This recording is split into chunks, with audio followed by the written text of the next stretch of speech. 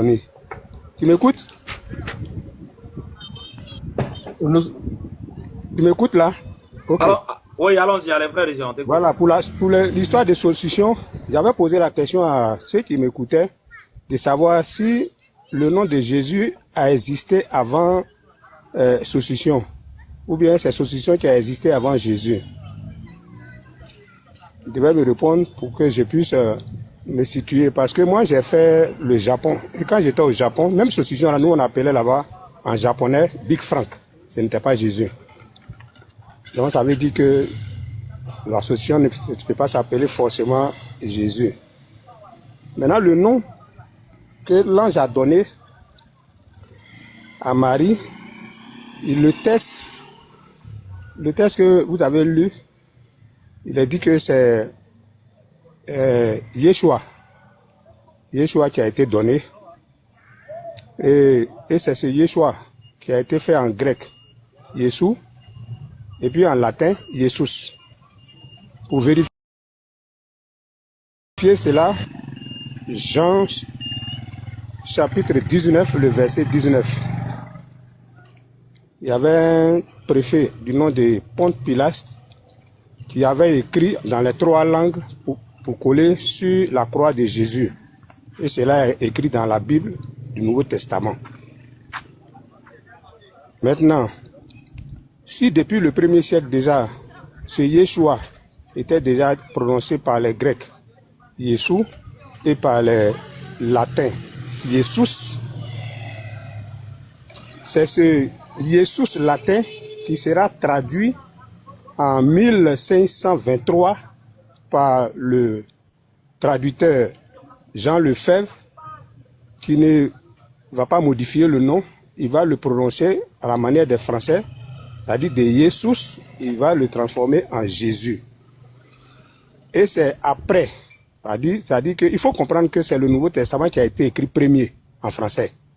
C'est pourquoi le Jésus qui était prononcé et qui devait être aussi dans l'Ancien Testament, il s'est trouvé que ceux qui ont écrit, quand les gens devaient écrire l'Ancien Testament, ils se sont tombés encore sur le même nom Jésus, c'est-à-dire Yeshua, c'est-à-dire Jesus. Donc quand ils ont vu Jesus en grec dans l'Ancien Testament, ils se sont dit que ils ne vont pas répéter le nom de Jésus qui était déjà prononcé plus de 1000 ans par les latins en faisant leur culte. Ils disaient déjà Jésus. Donc en traduisant maintenant l'Ancien Testament, on trouve le disciple de Moïse qui s'appelle aussi Jésus. Mais voilà que les traducteurs vont donner un nom, Josué, pour faire la différence entre le Seigneur Jésus et le Jésus qui était avec Moïse, c'est-à-dire celui qui était le disciple de Moïse qui a fait rentrer le peuple d'Israël en Israël, d'Égypte en Israël, à traverser la mer, le fleuve, comment ils appellent cela? Bon, ça là n'a pas d'importance. Qui a traversé le fleuve avec le peuple et qui a fait la guerre avec le peuple pour que le peuple puisse avoir Israël, leur terre. Donc, pour donner mon résumé, je voudrais que vous sachiez que le nom Jésus avait déjà été prononcé, utilisé pendant des siècles avant la traduction de l'Ancien Testament en français pour que on retrouve maintenant le Jésus dans l'Ancien Testament qui va être transformé en Josué pour ne pas le comparer au Seigneur Jésus. Et si vous avez remarqué, tous les noms qui sont Yeshua dans l'Ancien Testament ont tous été écrits en Josué. Et en dehors de Jésus, tous les noms qui portent ce nom ont été traduits en Josué. Et le fait est, dans notre siècle, il y a par exemple le président du Corée du Nord, qui quand il est devenu président, il a dit à son peuple que personne ne devait porter le nom que lui porte. Alors tous ceux qui portaient ce nom devaient enlever leur nom pour lui se donner un nouveau nom. Donc c'est comme ça qu'en ne voulant pas donner le même nom Jésus aux Jésus qui ont existé dans l'Ancien Testament, ils ont changé ce Jésus-là en Josué. Et le Josué vient après Jésus. Donc s'il y a un problème de nom ou de changement de nom, cela fait allusion à Josué et non à Jésus. C'est ce que je voulais dire. Je ne sais pas si tu m'as entendu. Monsieur Armand, Oui. vous savez, moi, je trouve que c'est triste. C'est triste. Oui. Ah, parce que c'est pas le Coran, c'est Non, normal. non, écoutez-moi. Non, attendez. Vous avez parlé pendant plusieurs minutes, personne ne vous a coupé. On vous a écouté, vous avez dit tout et n'importe quoi. Non, il a joué l'orgueil. Quel est le nom de Jésus? Tu as pris Jean 19, Non, s'il vous 19. plaît, attends. Vérifier. Monsieur, Va vérifier dans Jean 19, 19. monsieur, quel est le nom de Jésus? Quel est le nom de Jésus? Allez, c'est qu'à... Va vérifier dans Jean chapitre 19, le verset 19. Monsieur, quel est le nom de Jésus en grec?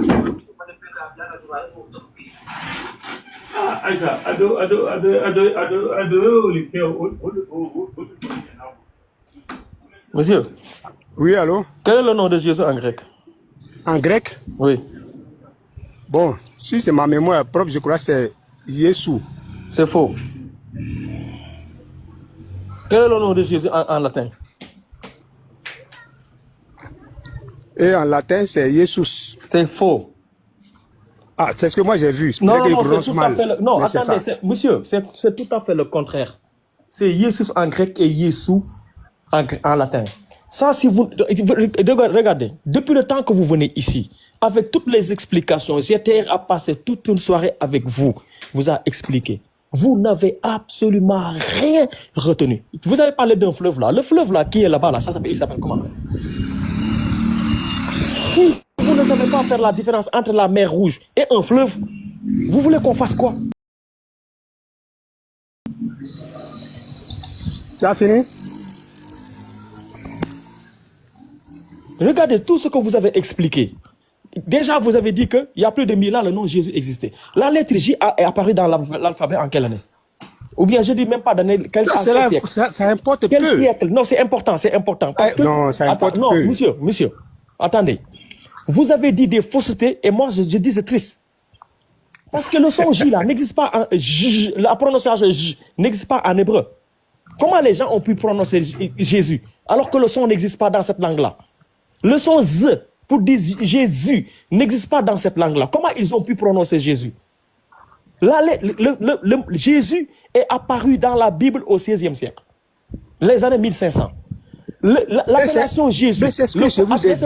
Écoutez-moi, je vous ai dit que c'est en 1523. Faites descendre. 1523 que le nom Jésus... Vous me laissez parler ou vous descendez? Vous me laissez parler ou vous descendez?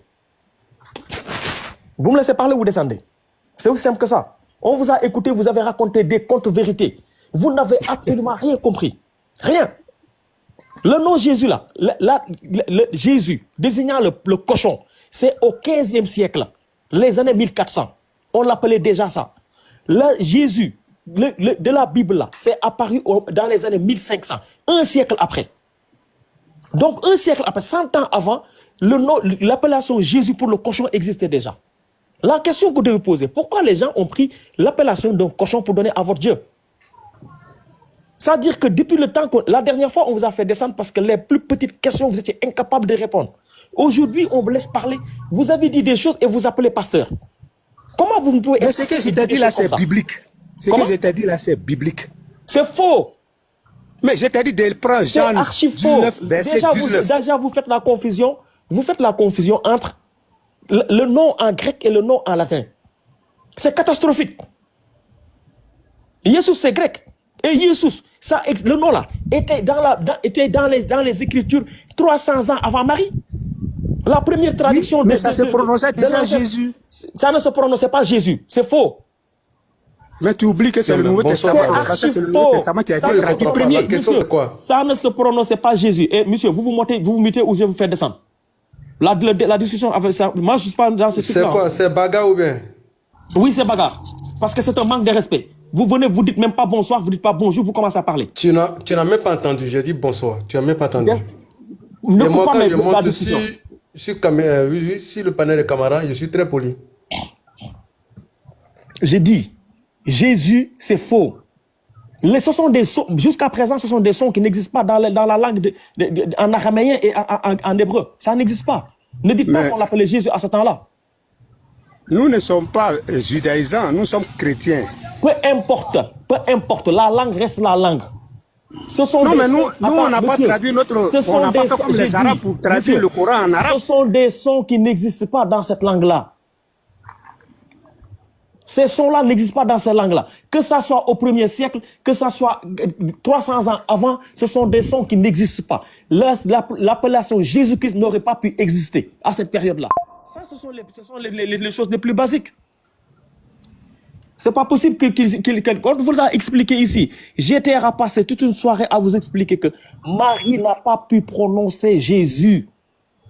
Dans leur langue, je n'ai pas dit que Marie a dit Jésus. Peu importe la personne, peu importe. Je vous ai dit. J'ai dit. Que c'est en 1523. Monsieur, jusqu'à 1532, Jésus n'était pas dans la Bible. Jean Lefebvre a écrit Jésus. C'est qui Jean Lefebvre? Jean Lefebvre, c'est lui qui a traduit la première Bible. Jean Lefebvre. Il a d'abord traduit son Nouveau Testament. Et en prenant le grec, et sur le latin, il a mis Jésus. Donc, les Français adoraient déjà Jésus avec ce nom. Avant qu'il vienne maintenant traduire l'Ancien Testament. Et dans la traduction de l'Ancien Testament, ils trouvent le même nom Jésus. Parce que c'est même Yeshua. Monsieur, qui a traduit la Bible en français? Jean Lefebvre.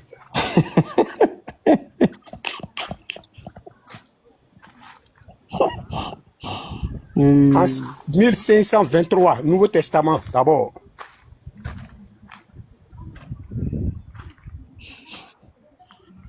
C'est Jean Lefebvre qui a traduit la Bible. Le Nouveau Testament en 1523. Moi, c'est bon. Youssef, tu es là? Youssef? Mais avant tout ça, non, monsieur, déjà, monsieur, à la mort de Jésus, les trois langues étaient déjà utilisées. Le grec, le latin et l'araméen. Non. Pourquoi il faut donner la référence que c'est Jean Lefebvre qui a traduit la Bible. Il faut aller dans les moteurs de recherche. Un pasteur qui dit des choses comme ça, c'est quand même grave. Écris sur Google et demande en quelle année et par qui le Nouveau Testament a été traduit en français.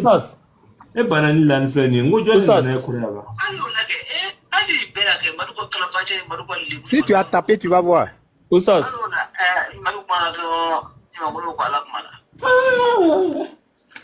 C'est passé devant tout le monde.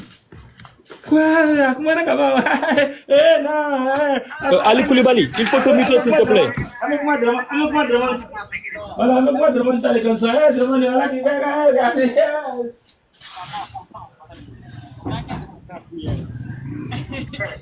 Ben, je vais le déconnecter hein, parce que là, il y a du bruit avec lui. Salam alaikum, grand Tidjan. Wa alaikum salam wa rahmatullah. Grand Tidjan, viens m'aider un peu. Voilà, je suis monté spécialement pour ça, que j'ai entendu sa parole là. Vas-y, parce que moi, j'ai pas la force pour. J'ai entendu sa parole là, j'ai dit, attends, je vais monter. Je vais lui présenter quelque chose. Monsieur, s'il te plaît, merci bonjour beaucoup. monsieur. Bonjour monsieur. Il ne m'attend pas? Bonjour monsieur. Ah, il s'est mité. Attends. Attends, on va monter. On va faire quelque chose. Parce que les gens là, maintenant là, on est sur eux. Voilà. Bonjour monsieur. Vous avez adressé à moi? Oui, le pasteur, je m'adresse au pasteur. Nous, on parle au pasteur. Bonjour, comment ça va? Ça va bien, pasteur. Comment allez-vous? Dieu fait grâce. Ah, Dieu a fait grâce. Hein. Pasteur, on est avec vous aujourd'hui là. Bon, moi j'ai compris ce que vous avez dit là. Parce que nous, quand on parle là, ces sites là, ces panels là, c'est pas n'importe quel panel. Quand nous parlons, on va justifier notre présence. Alors, je me mets en caméra et puis, vous dites que votre source là, la première Bible, elle date de quand? Le Nouveau Testament, en français. Oui, elle date de quand? 1523. 1523. Et si on vous montre autre chose qui n'est... 1523. Oui, et si on vous montre autre chose qui n'est pas 1523, vous dites quoi? C'est que ce n'est pas là où je suis rentré. C'est que vous êtes rentré ailleurs. D'accord. Moi, je veux que quand on va vous montrer, il faut accepter l'islam. C'est l'islam. Hein? Oui. L'islam est rempli de fausseté. Je vais demander au Ustaz Camara de me mettre en grand. Comme ça. L'islam est rempli de fausseté. Mais on va voir qui de deux. Moi, je vais vous montrer un truc que mon frère papa. Et puis après, on va voir si l'islam est vrai ou c'est faux. Ça, c'est notre débat. Donc, je vais demander à mes... Attendez. Chapitre 17. Monsieur, attendez. On n'est pas dans le Coran. Je suis venu. Comme tu veux montrer la véracité du Coran. Que votre Bible, c'est 1540. C'est ça, non? Donc, moi, je suis monté pour ça. 1523. 23, le Nouveau ok. Testament. Calmez-vous. On va demander, je me mets en grand, je mets la caméra, comme ça va se passer. Voilà. On va voir un instant. Comme ça.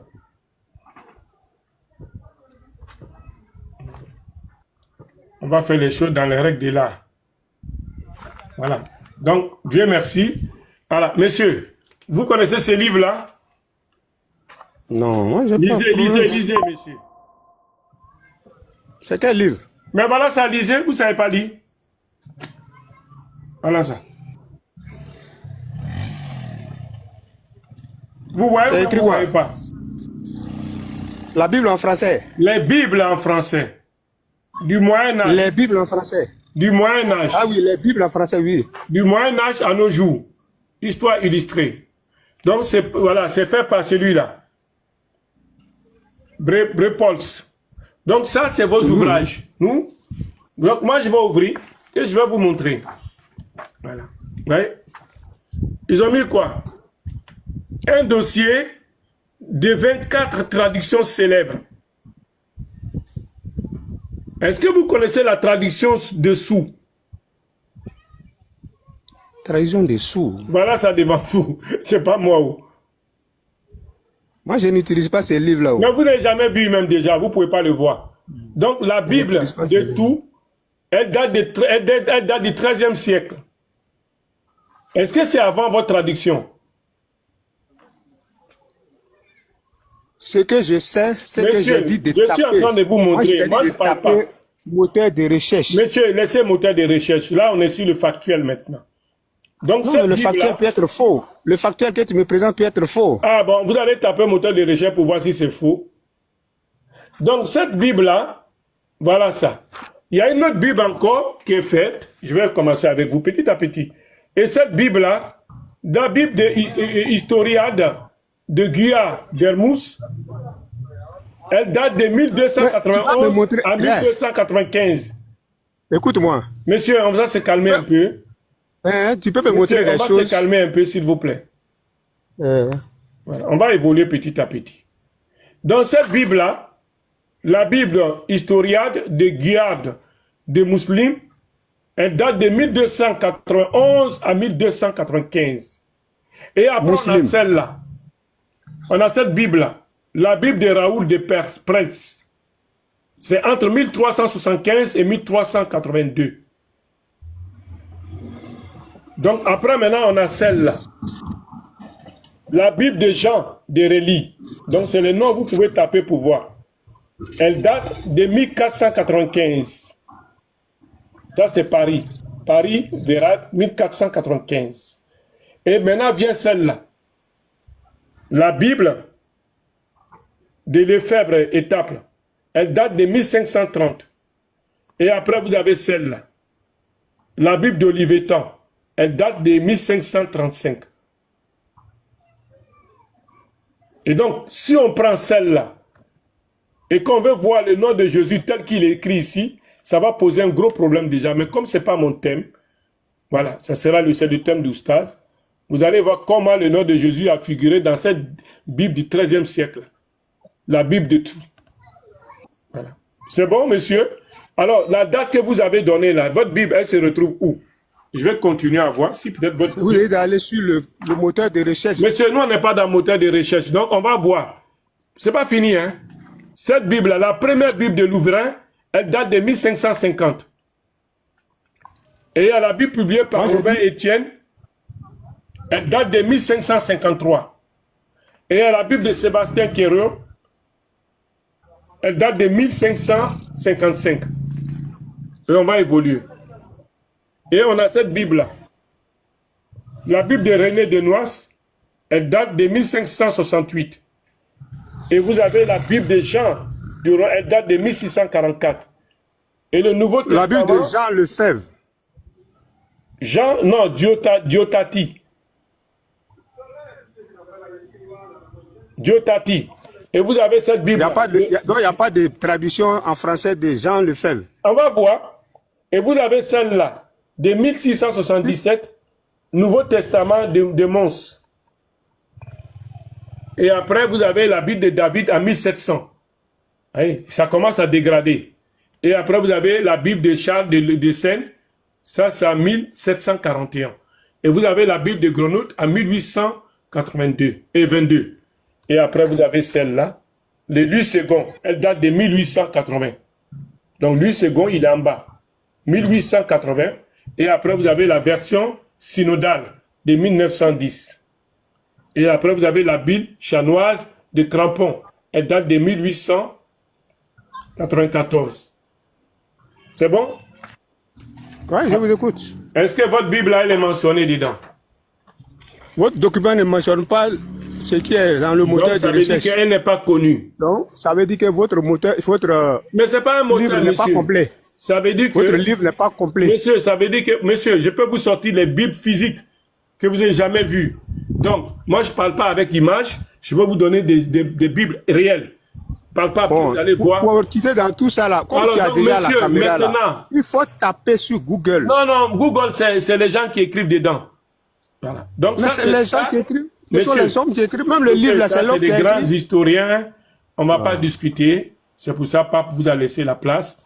Est-ce que vous avez vu de votre yeux ce qu'on a montré?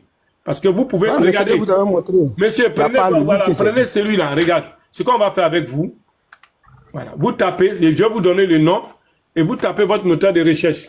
La Bible de tout. Voilà le nom. Tapez celle-là, vous allez voir. Si c'est vrai, si c'est faux. Vous allez voir en commentaire, ils vont faire du travail. Hein. La Bible de tout. T-H-O-U. Elle date du 13e siècle. À partir de nom, ils vont taper moteur de recherche, ils vont trouver. Mais au lieu de tout tourner en rond, si vous avez tapé sur le moteur de recherche, la première Bible traduite en français, j'utilise mon téléphone. J'utilise mon Jean Lefebvre. Vous allez voir que ça va sortir sur la... Est-ce que celle-là précède pas votre Bible? Je n'ai pas deux téléphones. J'ai déjà fait cette recherche, j'ai déjà vu. Moi, je n'ai pas trois téléphones. Moi, j'avais déjà vu. Donc, prenez note, monsieur. Alors, donc, voilà, monsieur. Et cette Bible-là, on va voir, déjà, c'est la première Bible qui est là. Est-ce que le nom de Jésus est mentionné Jésus? On va voir, parce que c'est la première Bible qui est là, devant vous. Est-ce qu'il connaissait le nom de Jésus?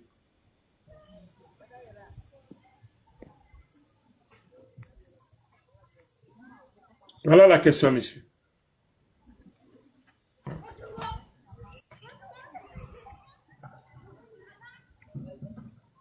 Donc, on vous demande maintenant de nous dire, voilà. Et regardez celle-là. Je vais vous montrer parce que ces gens-là. Regardez comment on mentionne le nom de Jésus ici. Qu'est-ce que vous voyez, monsieur? C'est écrit où? Mais il ne voit pas. Regarde la première lettre. Regardez. Juste là, le premier élément qui passe. Vous ne voyez pas? Je vois, mais je n'arrive pas à déchiffrer. C'est pas sur la couleur, là. Oui, c'est la couleur, là. Voilà, attends, je vais essayer de l'agrandir. Voilà. Sinon, je vois la Bible de... Oui, après ça, en bas. Oui, en bas de Paris. Là. En bas de Paris. Il y a L, il y a I, il y a E, il y a S, il y a US. Oui, en ce moment-là, la lettre J n'existait pas. Donc, vous êtes d'accord avec ce que Oustaz a dit, alors? Mais ça ne change pas le fait que ça, quand la lettre J vient, ça devient Jésus. Il n'y a rien de mal en ça. Bon, regardez celle-là. Vous dites la lettre J n'existait pas. Pourtant, elle est là. Parce que vous ne connaissez pas le français, alors. Je pense qu'à un moment donné, il faut apprendre vos trucs. Hein. Moi, j'ai toutes les références de Bible ici. Regardez celle-là, de 1300, comment on écrit Jésus avant. Regardez comment ils écrivent Jésus. Regardez comment on écrit Jésus, monsieur. Je regarde, je vois pas. C'est vers quel côté? Mais voilà, ça celle-là, 1375, là, regardez la Bible. Et I-H-E-S. U Christ. Voilà comment on écrit son nom. Je ne sais pas si... Youssou, qu'est-ce que tu vois? Et ça, vous prononcez ça comment? Ah, mais on va demander, est-ce que moi j'étais au 13e siècle? J'étais au 14e siècle. Ouais, c'est qu'au 15e siècle, on a eu Jésus. Mais est-ce que ça c'est 15e siècle? De la traduction de tous ces livres-là. Monsieur, est-ce que ça c'est 15e siècle? On a dit 13e siècle. Mais regarde comment on écrit Jésus. On écrit I-H, entre parenthèses E-S. C'était son nom ça. Et Christ, comment on écrit Christ? C'est U-C-R-I-S. 20 est parti de Césarée, de Philippe. Donc voilà comment son nom figurait. Oui. Au 13e siècle, au 14e siècle, voilà comment on écrivait le nom de Jésus. I-H. Bon, je vous comprends. Vous savez quand même que le langage évolue, non? Non, mais voilà, mais ça veut dire que... Et les lettres évoluent. Regardez, monsieur, au 15e, au 14e siècle, déjà, voilà comment on écrit son nom. Le français qu'on parle au 13e siècle, là, c'est pas le même français qu'on parle aujourd'hui. Regardez, attends, j'ai mis en grand pour que les gens y voient, je sais pas pourquoi. C'est la caméra qui ne voit pas. Ceux qui vont faire capture photo, voilà. Voilà comment on écrit I-H-E-S. Voilà comment on écrit Christ. U-C-R-I-S-T. Voilà. Voilà, là, vous voyez. Tout ça, là. Écoutez-moi, j'ai dit. Donc, comment vous avez trouvé son nom? Vous avez montré tout ça, là. C'est beau. Le nom que vous, pasteur, vous priez avec, là. Comment vous avez trouvé son nom? J'ai dit. Écoute-moi. Tout ce que vous avez montré, là, c'est beau. Mais ce que vous avez oublié, c'est qu'avec le temps, le langage même évolue et les lettres, les écritures évoluent.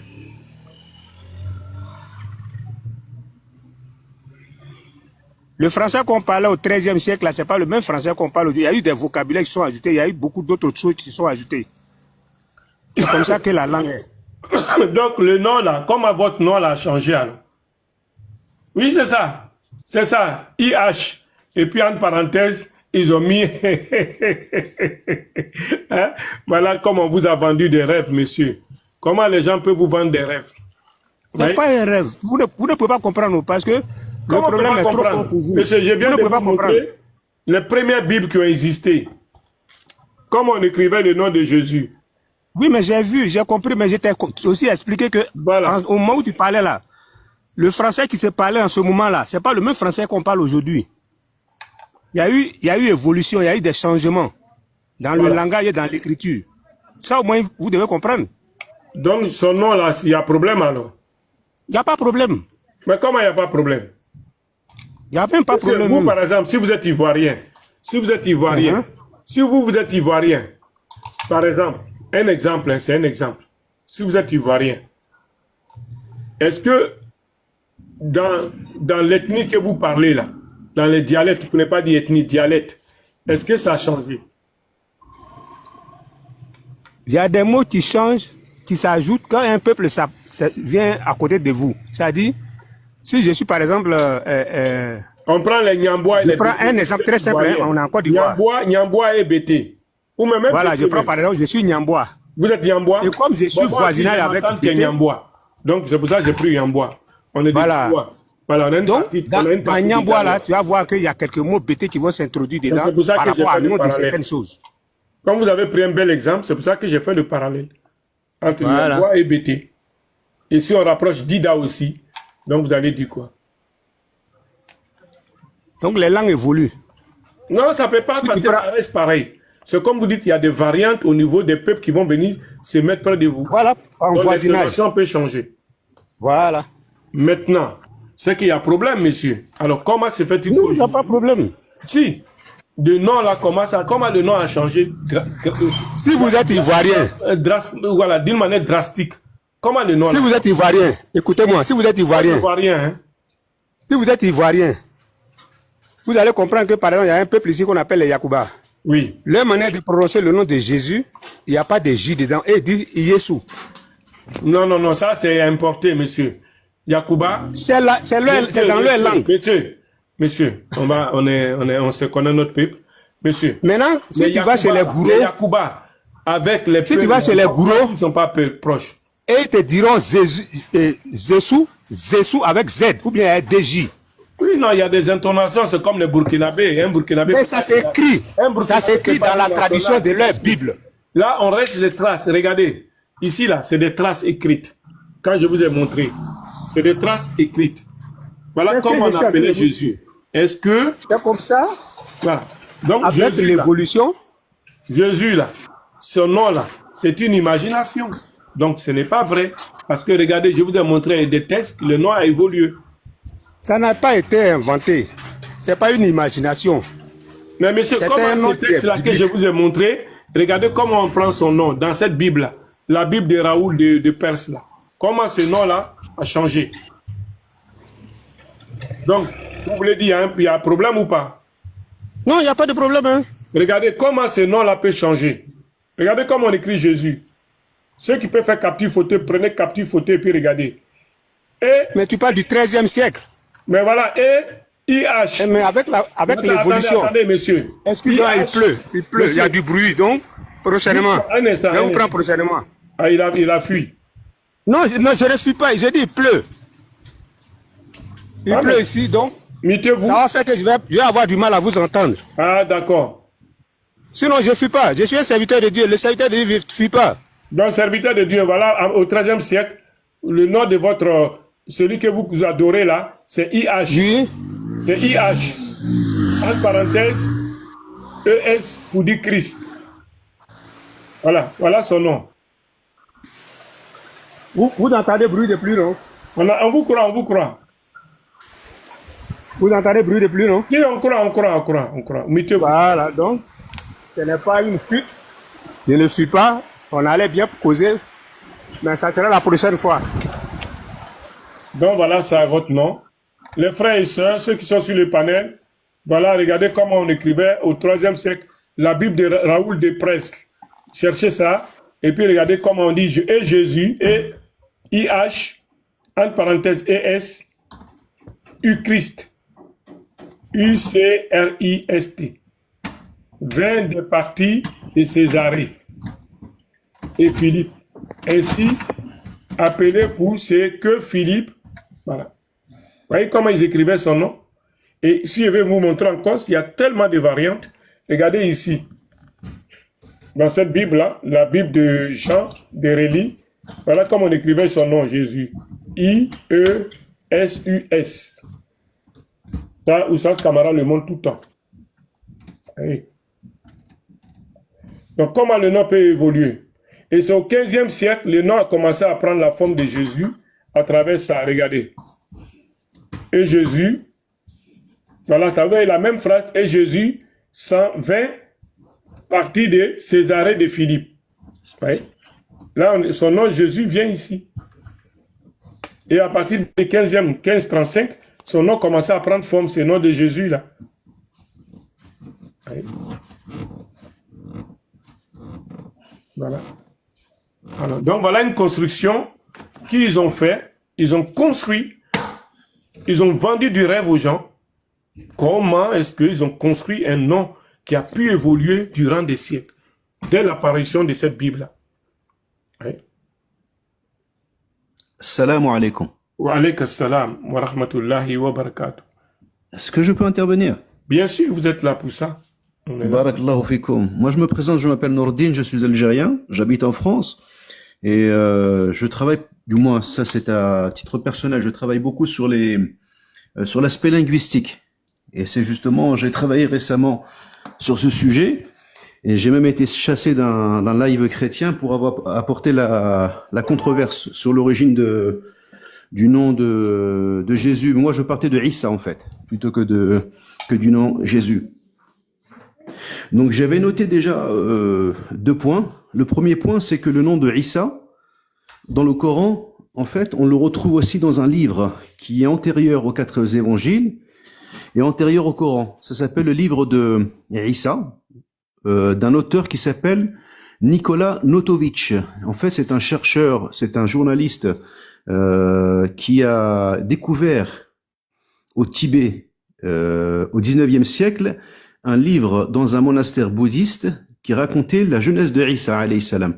Et donc, ce livre-là, l'Église catholique avait empêché la publication dans un premier temps au 19e siècle, puis elle a proposé de racheter le livre, mais tout compte fait, il a été publié. Et donc, il y a des vidéos, vous écrivez le livre de Isa, I2SA, Nikola Notovitch, et vous allez tomber sur cet ouvrage. Et ce qui est étonnant, c'est qu'un livre qui est censé être apparu dans un monastère bouddhiste du 1er siècle, hein, de l'ère chrétienne, eh bien, il reprend le nom de Isa et non pas de Yeshua ou de Yeshua, comme on peut l'entendre. Ça, c'est le premier point.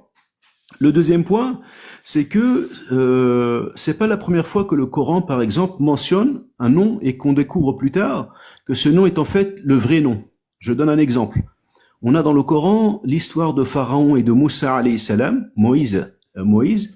Et donc, à un moment donné, Pharaon dit à une personne que l'on appelle Haman en arabe, et cette personne Haman dit, Pharaon lui dit, construis-moi un édifice de façon à ce que je puisse monter et voir le Dieu de Moïse, et je pense qu'il est menteur. Et le mot Haman, ça avait divisé les théologiens sur la signification. Et on s'est aperçu dans les années 70-80 avec des recherches que le mot Haman, au niveau des hiéroglyphes, en fait, ça avait une signification dans la langue égyptienne ancienne, et personne ne pouvait le connaître. Et ça signifiait en fait celui qui était responsable des travaux chez Pharaon. Et donc, le fait d'avoir un nom étranger dans le Coran, c'est quelque chose de possible. Et donc, moi, ce qui m'a interrogé,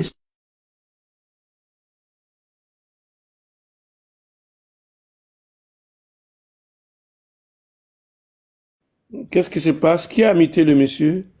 Alors, salam alaikum. Wa alaikum salam wa rahmatullah. Laissez-le s'exprimer. Qui l'a muté? Ne faites pas ça, les frères. Et toutes nos excuses, je ne sais pas qui l'a muté. sans problème. Non, au fait, comme on est dans un cheminement, voilà, toutes ces informations-là, on va donner plus tard. Tu vois, toutes ces informations, on va donner plus tard. Voilà pourquoi les frères ont dit non de laisser tomber pour l'instant, quoi. Oui, mais qui nous fascine? Pourquoi il le mute? C'est pas bien, c'est pas démocratique, en fait. Non, mais c'est des gens qui sont dans les informations. C'est des modérateurs du commentaire. C'est des modérateurs, ben, c'est pas comme ça. En fait, nous, si en haut, même si on n'a pas vu. Parce que le téléphone. Pardon, faut te démuter, pardon. Donc, moi, j'ai déposé le téléphone, je suis parti. On n'est pas près du téléphone, en fait. Même si vous arrêtez de muter les gens. Je ne vais pas muter la caméra. Donc, lui, il est en train de donner. Du téléphone, monsieur Guy Jacob. Lui, je dors pas. Attends, il va éclaircir des choses. Oui, mais monsieur, on s'éloigne du téléphone. Hein. Moi, j'ai fini mon exposé. Si vous avez regardé, j'avais laissé même la caméra. Donc, ça pouvait aller contre. Tonton Tidiane, ça n'a absolument rien à voir. Lui, il est en train d'exposer sur des découvertes qu'il a faites. Maintenant, vous avez quel problème? Hein? Exactement. Il est en train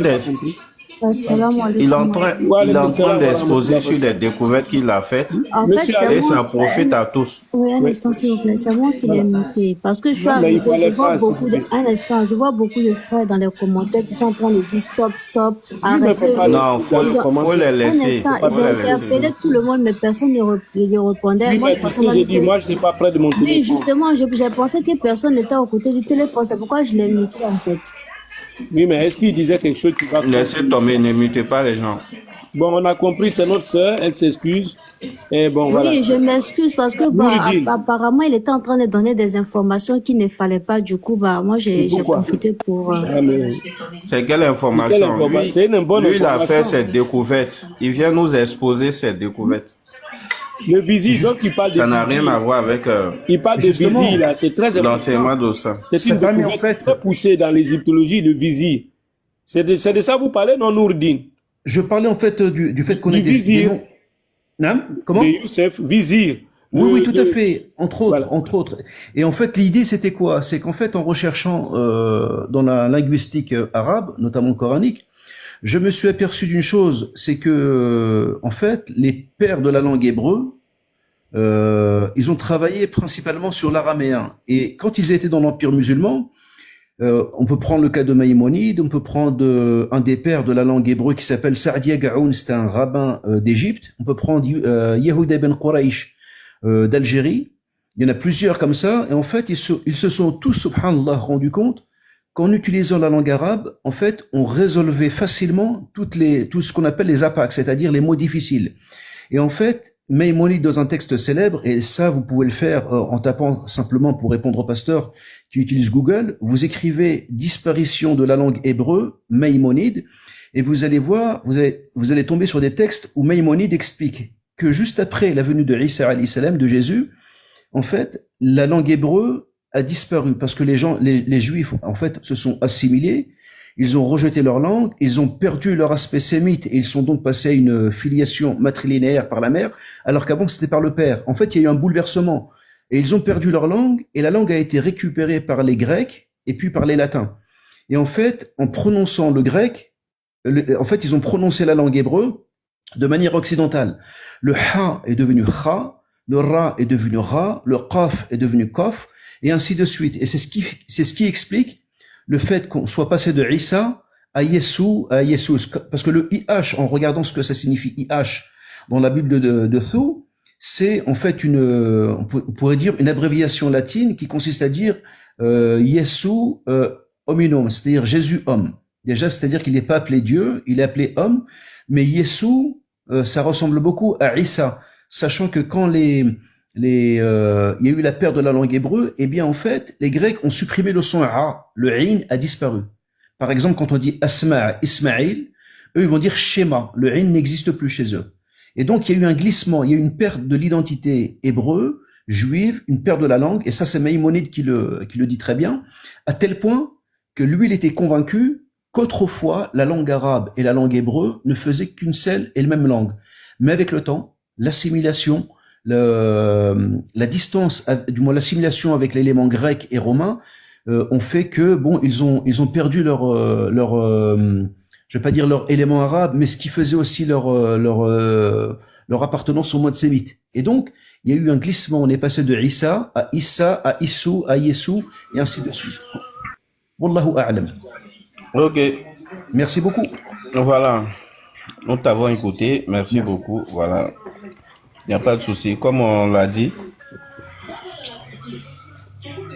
tout ce que les informations que tu as données déjà, c'est pas dans notre carnet, c'est pas dans notre agenda. Nous sommes dans un cheminement et nous allons exposer le moment opportun. Voilà, le moment venu, nous allons.